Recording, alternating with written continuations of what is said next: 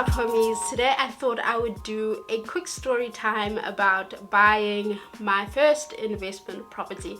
I've been planning on doing this for a long time, and I've even been hinting about it on the channel, but I've not gotten the time or space to do it. So I thought today I'd just sit down very quickly and tell you about how I came to buy my first property. It has almost been it's been about 6 months since the transfer went through and the property was officially registered to me, but it was a development property. So really I purchased the property in, I think, 2020. Then it took a year for the developers to finish building the property, and then in November 2021 it was registered to me. So let's get into it.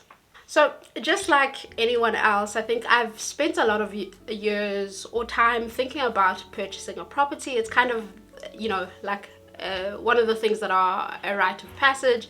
You go to school, you finish, you graduate, you get your job, you buy a car, and the next kind of thing that people are looking for is you purchasing a flat or property or something of the kind. So I'd spent a few years thinking about it, researching, reading up on the financial commitment of buying a property. I currently live at home in Maritzburg, but prior to that, I had spent about 5 years renting flats in Durban. I was forced to move out of the last flat I was in because I injured my leg. I snapped my Achilles tendon and couldn't get up to my flat, so I had to move out and I moved back home. Once I had healed from that injury, the pandemic hit, and then there was really no reason to move back to Durban because we were all working from home. While I was renting, I'd actually spent a lot of time and money making my flat feel like my home. I really poured a lot of, financially into investing in the furniture and just really making it comfortable for me and for the people that I hosted, like friends and family. And so I found it actually quite devastating when I had to move out. It felt like I was leaving something that was mine, and I actually promised myself that I would actually never rent again. It just felt like, I've wasted so much time and money into this place, and now I just have to leave it behind. And so when I had felt like I had gotten to the point where I could purchase a property, my first sort of instinct was to look for a place in Durban for myself to live in. But like I said, with the pandemic, there was no real urgency for me to move out of home again and move back to Durban. And so I realized that I was kind of well placed and in a good position to buy an investment property first. And so I moved my search from Durban to my hometown of Pietermaritzburg. I spent a hard chunk of that first hard lockdown in South Africa looking at properties online, and so once the hard restrictions eased, I was then to actually go physically look at some of the properties that I thought would be a great fit for what I was looking for in an investment property. And I actually found a property that I was really in love with, and it just fit everything. It was in my budget. It was just exactly what I was looking for. Great location, but I just couldn't pull the trigger, if I'm being honest. And so I just let it go and I didn't think about it for a few months. Towards the end of 2020, it was about October, I was just feeling really stuck and frustrated, like I'm sure a lot of us were in the pandemic. And I just felt like, I have a great job, a great life, but I feel like everything is just at a standstill. Like I can't make the decisions that I want to because I'm fearful of what's gonna happen. And as I was having this conversation with a friend, I just decided, actually, you know what? I am not letting this pandemic steal my joy and stop me from doing what I want to do. And so when I got back, I was in Joburg. So when I got back, I called the estate agents again and I said, look, I want to pull the trigger on this property. Well, it was no longer available, but he said, look, in the same estate, we have some new properties that we're developing. So come look at those, and maybe those are going to be, maybe you'll like them as well. So we made an appointment. I went in to go view the property and I liked it, and I was like, let's do it. 2 days later, I was in the attorney's office signing all the papers, the office offered to purchase, etc., etc. I think about 3 days later, my home loan was approved and we were off. So this was November 2020.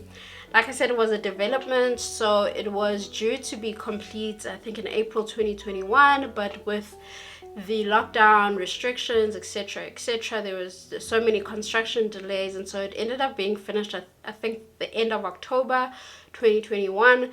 So the transfer went through in November 2021, and I was a homeowner. So the next, I guess, hurdle to get over was to find a tenant, and by God's grace, it was such an easy process. I promise you, within a week, I'd found a tenant.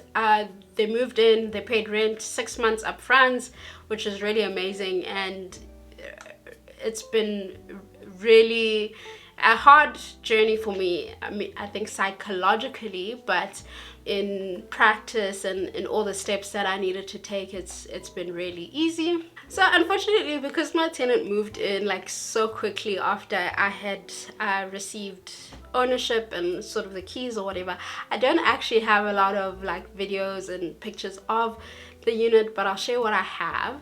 But yeah, I feel really lucky and blessed to be able to have made this investment.